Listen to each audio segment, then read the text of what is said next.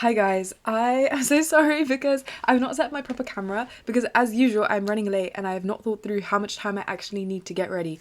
But I am getting ready to go to London and I'm so excited and I want to take you guys with me. I'm going to go and see one of my best friends, Theo, and I'm really excited because I've not seen them in ages. I've missed them so much and I'm going to be sleeping around their accommodation, which I'm a bit nervous about. I'll tell you guys that in a moment. The reason why this plan even came to be was because I was invited to go see a show in London. I don't actually know what it's about, but that has been purposeful. I really love the theatre. I really love seeing shows live. I think like live theatre is so cool and brilliant and I always feel really inspired after seeing it. I don't see it that often. I'm making it out like I'm a huge theatre geek. It's more just that I have a lot of very wonderful memories throughout my life of seeing theatre live. But I also really love with certain pieces of media, if I don't know anything about it, to purposefully go into it completely blind. That's how I read The Catcher in the Rye, and I think a lot of books also that I read completely blind with no idea what it was going to be about ended up being my favourite pieces of media. And I'm not sure how much of it is because like coincidentally they just were like destined to be my favourite pieces of media anyways, or whether the kind of going into it with absolutely no expectations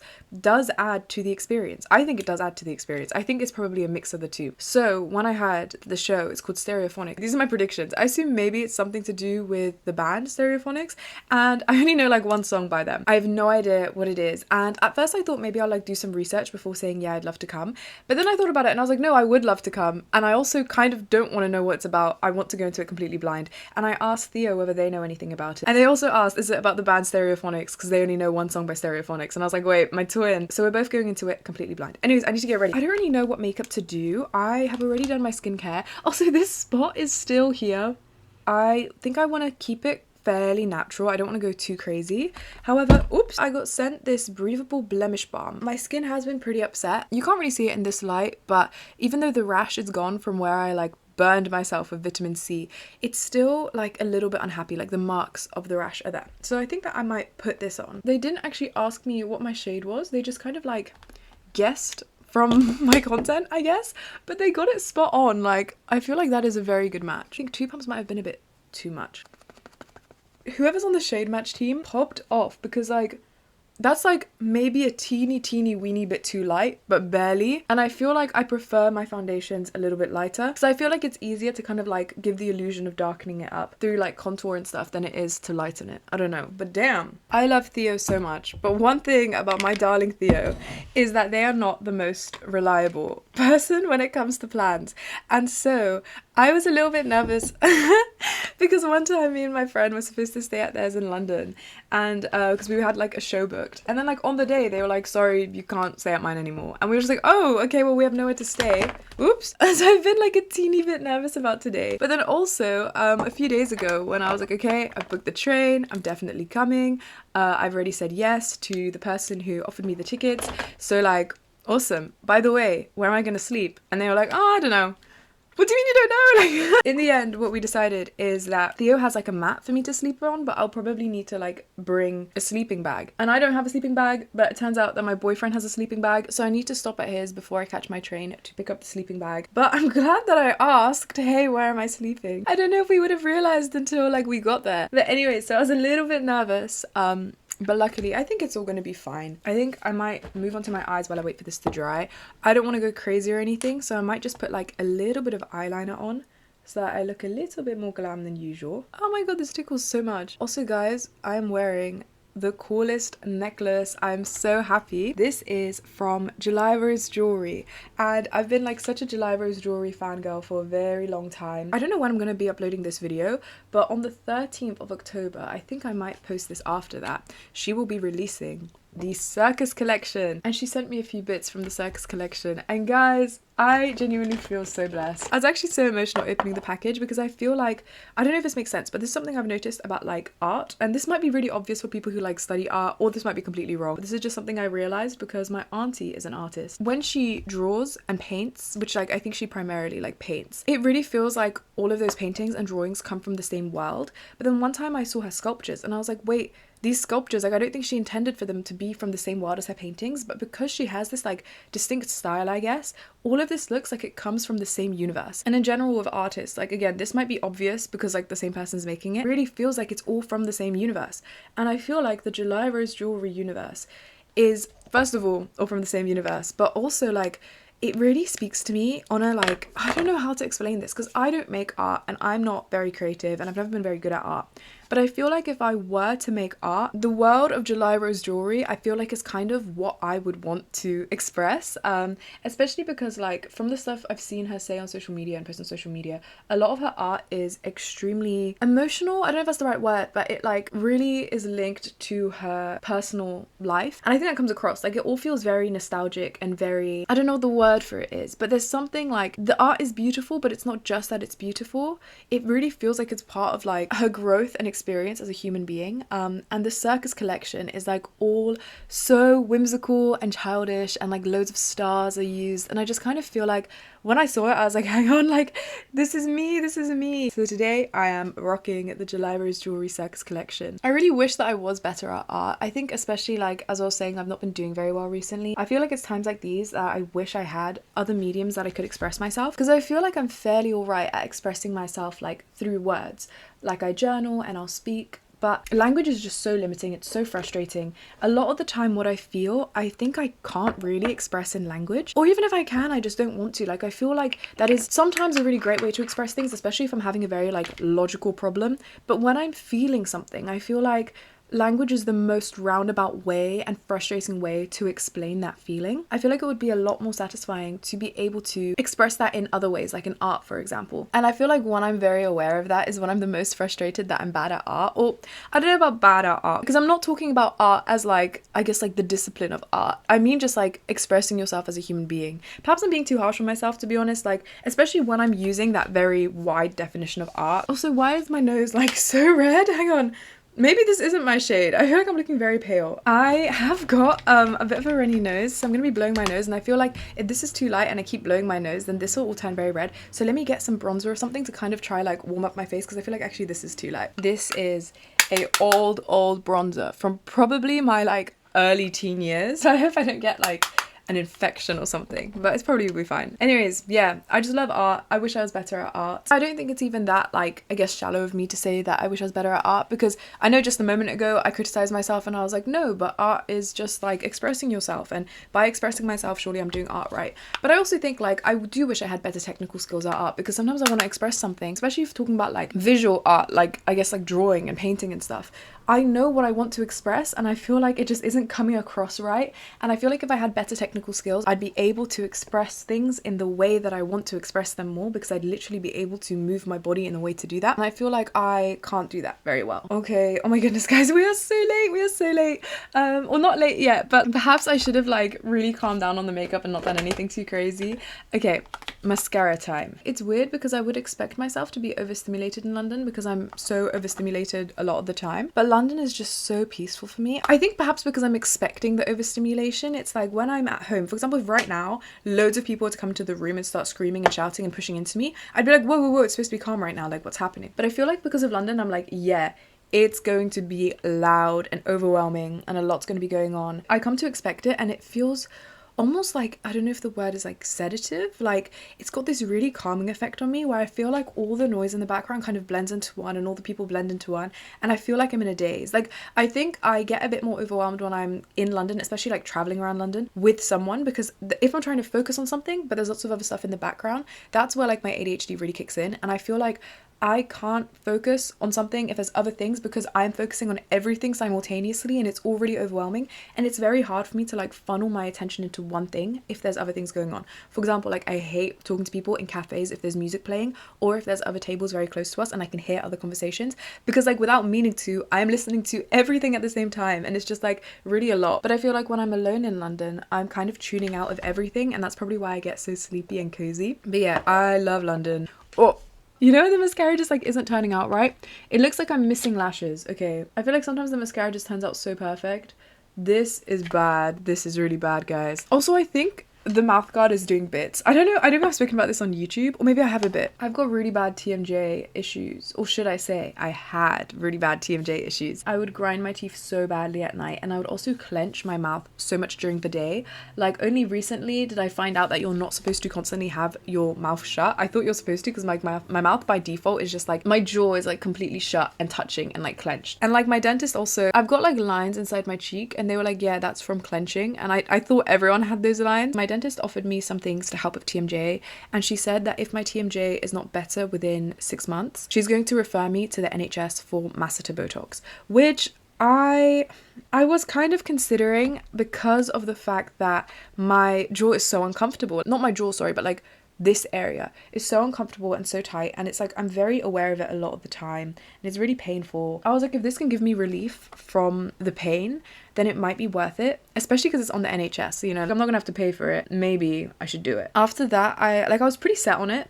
But then afterwards I looked at some videos on TikTok that were like before and after masseter Botox, and I think what kind of freaked me out was like the kind of language people were using about their faces. Like the before would be a face shape similar to mine a few months ago, where I had like a really square face, and I never saw anything wrong in that. I know some people don't like square faces, but I personally loved my square head. Like I didn't think anything was wrong with that. But then I'd see these videos people were doing before and after masseter Botox, and I think they were doing it for more like aesthetic reasons, and it would be like, look at how ugly and square and ugly and masculine my face looked before, and look how beautiful and feminine and thin my face looks afterwards.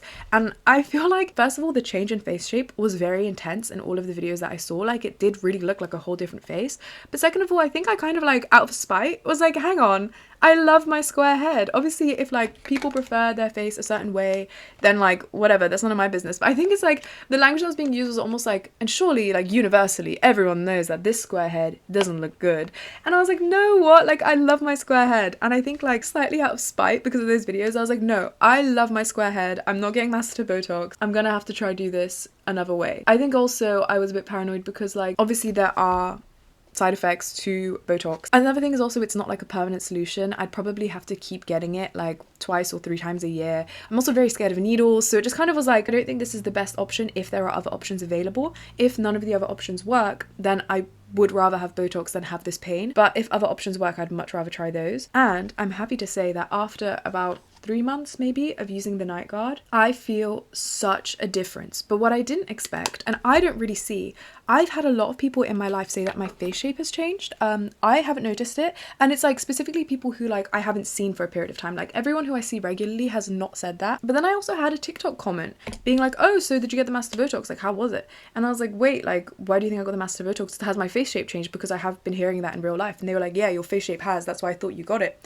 So clearly the fact that there's a visual difference in my face must mean that the night guard is actually working, and that's nice because I did like think it was working from how I feel, but I was a little bit like, oh, what if that's just like placebo? But no, my face feels great. Like I really feel like so much relief. Before I would have to like massage my face very often because it was so uncomfortable, but it's really nice like for my face that I am like inside of all of the time to feel comfortable. Let me quickly show you guys the outfit. It's not great. It's not that deep though, to be fair. It's literally just like a long sleeve white top and jeans, but also this top is very see-through, so I've got a bra under that's very see-through. For the show I'm planning to wear my lovely coat, and I also have this this bag. Anyways, I'm going to go and finish packing, and then afterwards we can go to London.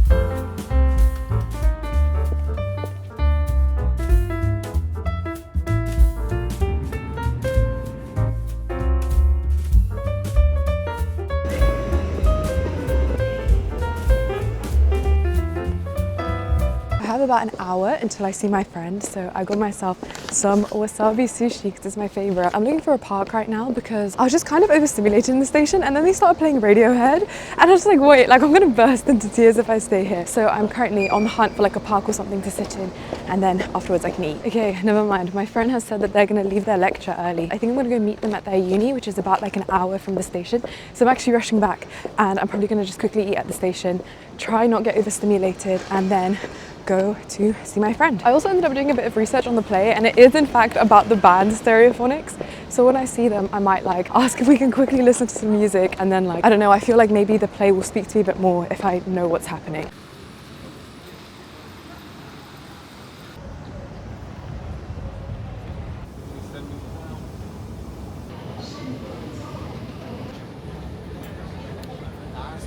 Guys, I'm usually so good at using the tube, but I accidentally missed my stop, so we are now having to backtrack a little bit, but that's okay. Me and my friend are meeting quite a bit early, so there's still plenty of time, and I've also got all of my stuff, which is good, because I've got 2 bags, and I feel like that's a bit too much for me to focus on, and I keep worrying that I'm going to forget one, but so far we are going good. Also, I'm always surprised by how, like, I feel like in London no one really smiles. Like, every time I make eye contact with someone on the tube and I smile at them, they seem genuinely, like, quite upset, so I'm trying to be a bit polite and, like, keep my head down and not look at anyone, but it feels really unnatural. I don't know, like, it feels quite rude to ignore people, so I feel like I automatically look at people and I smile. But I had this one girl, like, oh my god, I was actually a bit nervous because she looked really genuinely angry. I don't know if she thought I was looking at her in like an aggressive way or something, but I truly was like, oh my god, she looks so beautiful. So I like looked at her and I smiled, and she whispered to the person that she was with and gave me like a really nasty look, and then they turned around and gave me a nasty look, and I was like, oh my goodness, okay, I need to remember to like keep my head down and not look at people. But I don't know, it just feels so unnatural. Anyways, I think my train is coming, so I'm gonna go.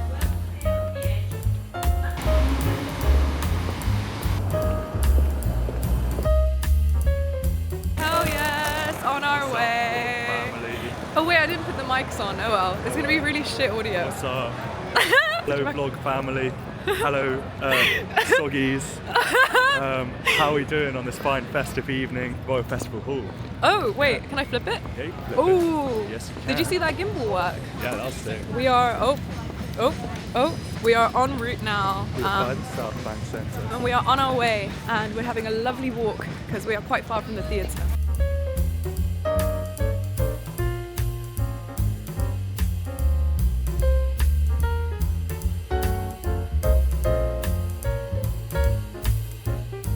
Theodore, pre-show, how are you feeling? I'm excited. I'm a #1 Stereophonics fan. As we know. As we know, I love all their hit songs like Such as? Dakota Yeah? and others. Yeah, there were a few. There were a few. There were hits. How do you think you'll feel after the show?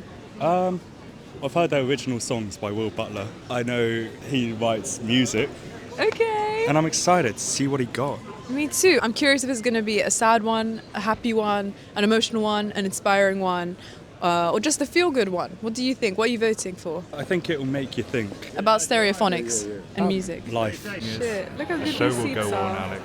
Will the show go on? The show will go on. Look how beautiful that is. Oh wait, look, you can turn. Oh wait. Whoa, look at that. Damn. That's crazy. Straight up, I feel like I'm in a Sidemen video. We unfortunately do not have a place for dinner because Theo's favorite vegan restaurant shut down. Shut down. It's gone. So what's the plan now, Theo? We're gonna find another favourite. We're gonna have to find another favorite.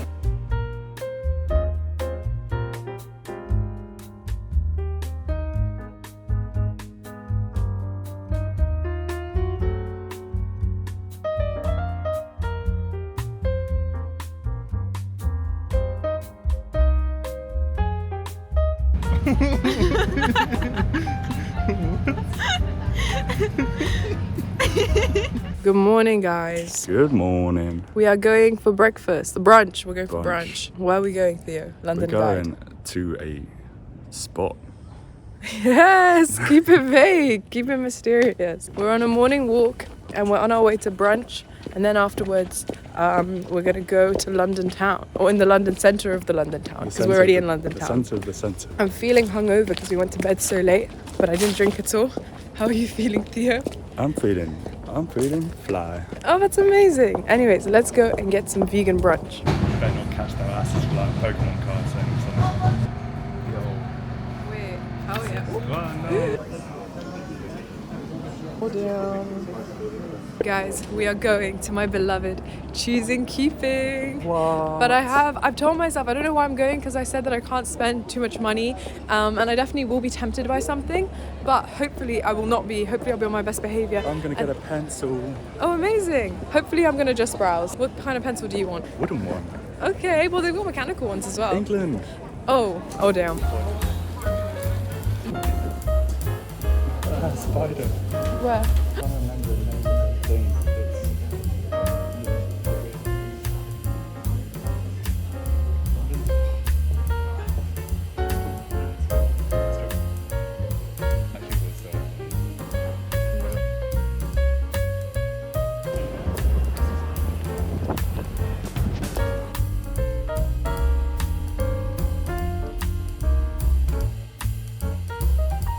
Hi guys, coming to you live from the next day. I ended up getting home way later than planned and my partner walked me home and I just ended up like hanging out with him for a bit and talking to my family and then going straight to bed. I'm trying to remember where I left off. I was so good in choosing keeping. I didn't buy anything, which is like a first for me, but I think it's because I went quite recently and I have like more stationery stuff than I need, so I just kind of was like, yeah, there's really no need. I truly think my shopping problem is so much better. I don't really impulse buy. I think I have, if anything, a little bit of a treat and coffee problem where every time I am out and about in town, I will always buy myself a little treat and a coffee, and those things add up. But it's obviously a lot better than like when I used to buy like a perfume every month, you know, like what? So yeah, I'm really happy. I am way better with spending money and buying dumb things, and I didn't buy anything in choosing keeping, and I wasn't even tempted. I went in there and I was like, this is all beautiful, I'm enjoying looking at it, but I have no need for any of these things. I'm supposed to meet my friend in a bit, so I don't have a lot of time, but I'm trying to remember what there is to let you guys know. I did buy 2 books, one of which I am reading, even though it is a gift for someone. I bought these 2 books to send to my friend because they really reminded me of her. I have Julian Green's Paris because she is crazy about Paris, and when I went to Paris and I did not enjoy it at all. However, a very important note is that I went impromptu when I was like at like one of the lowest points in my life. So I was like really not prepared and I was in a really bad place anyway, so I like probably wouldn't have had a nice time anywhere. I also didn't learn any French, which I think is shitty from me, to be honest. I do think for me, as someone, I'm really bad at learning languages, but as someone who like is able to learn like a few words of a language, it is kind of rude to go to a foreign country and expect them to speak English. So I totally understand. I did have the kind of like stereotypical rude waiter experience at like every place I ate, to be honest, but I kind of like, even that's not why I didn't like Paris. I'm just gonna like take that one. That is my bad for coming to your country and expecting you to speak English. I really could have learned some French, but my point is, I guess that like I should have, but I couldn't have because I booked it like 2 days before leaving and I was like really in a bad space and I was just like crying constantly, so like it wasn't exactly like destined to be a fun trip. I did go to Disneyland. That was really fun. It was one of my first times traveling as well, so I didn't really know what I liked out of holidays and what I wanted. I think I tried to do the kind of touristy thing of going to museums and going to like places to look at things that you're expected to look at, but I think actually I much prefer just like wasting time in a city. Like I really like walking around and not having a plan, and I also really like, I don't know if hiking is the word because I don't know what the definition of hiking is, but like walking around like peaks in a city. If there's anywhere to climb, I'd like to climb it, and I feel like now that I know that, I probably would have a much funner time in Paris, especially if I was with someone who could speak French. I'm really bad. Like I said, I probably could learn quite a few words in French, but I am so bad at learning languages. I just feel like I don't really have a very language oriented brain. Like I learn languages very poorly. Like the only language I can speak is English, and I'm not English. That's like kind of embarrassing. I think when people are like bilingual or trilingual, it's so cool. Like it is such a flex, and it's so impressive. Basically, I think my beef with Paris isn't really to do with Paris itself. I think I was not going to have a good time anywhere I went, and I bought this for my friend. It's a guy talking about Paris and his love for Paris, and it's quite like philosophical and beautiful and nostalgic in the way he talks about it, but through talking about it, he's also, I guess, in ways like recommending parts of Paris. Like there's one part where he talks about climbing up like the highest point in Paris and like the journey that it felt like, but also for me, I was actually like, damn, noted, okay, like going up the highest point in Paris, that sounds brilliant. I know she loves Paris, so I bought this for her, but then I was like, wait, this actually looks really cool, and I'm sure she wouldn't mind if I read it, so I have been quickly reading it before sending it to her. It's also half English, half French. Like for each page, that's the French page, that's the English page, that's the French page, that's the English page, and she speaks French, I think, so hopefully she'll have a kick with that. And she also, I know she really likes astronomy, and I found this, Collins' All You Need to Know About Stars. And I know she likes astronomy, but I feel like that's a bit vague. I know she really likes these kinds of like scientific books about space and stars. So I don't know whether this is like, I mean, it's got like all you need to know about stars, but I assume she probably knows quite a lot about stars already. The thing that kind of called me was that it's got like pictures of what the sky will look like with loads of constellations and stuff. So I don't know any constellations, and it just like talks about the constellations as well. Yeah, damn, I might have a flick through this as well before I give it to her. But those are the only things I bought. I didn't buy anything for myself because I'm so well behaved. The last thing on my mind before I'll go is that I freaking love London. I like London usually. I think I've known that I like London. I love the tube, and I love like the transport and the way it's also like, I know London locals might say it's not well connected, but for someone who doesn't live in London, the transport is insane. Like, it's so good. However, I think because like I am not from London, whenever I'm there, and also usually if I'm there like on a time constraint. Like, I used to go quite a lot when I would model, but then I was like, okay, well, I need to get to the shoot, so like I can't really like dilly-dally. And I think also before I'd go there if I'm traveling. Also, if I would go with friends, amongst my friends, I'd say I'm the most comfortable in London because I probably have been the most, and because of that I usually am like leading the group, and that means that I can't be as like, oh wow, look how beautiful everything is, because I'm like on the map, and also like, oh my god, like I'm responsible for these people, and I'm actually really bad at like planning and transport and stuff, but like I'm probably a bit better than everyone else. But because this time I was with a London local and they were just like guiding me around, they were in charge, and I just like stepped back and I didn't have to think about like planning or anything, I was so much more enthralled. Like, truly, I think enthralled is the right word. I found it so beautiful and so brilliant, and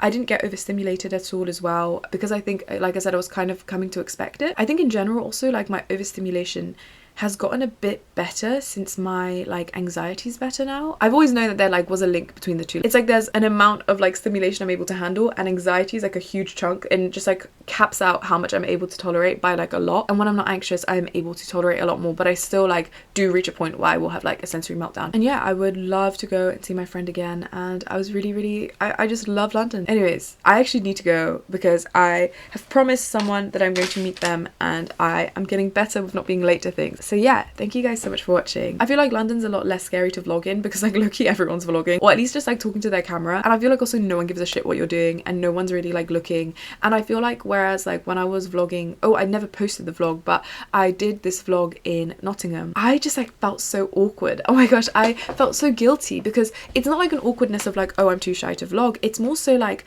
I think the people around me might be a bit uncomfortable if I vlog, and I don't want to make anyone around me uncomfortable, and I kind of feel like out of politeness I shouldn't be vlogging. And I was like holding the camera like down here the whole time in Nottingham. That's part of the reason why I didn't upload the vlog. Like, there were other reasons, but part of it was also just like, oh my god, this is like crap, like this is actually just like bad TV. Whereas in London, like no one cared. Like, I obviously, like, I don't know, I hope I didn't make anyone uncomfortable, but I did not get the impression that anyone even noticed that I was vlogging. So yeah, it was like a lot easier to do. Anyways guys, thank you so much for watching. Please like if you like the video, please subscribe if you haven't already, and please comment and let me know anything you want because I love reading your guys' comments, and I will see you guys next week. Bye bye.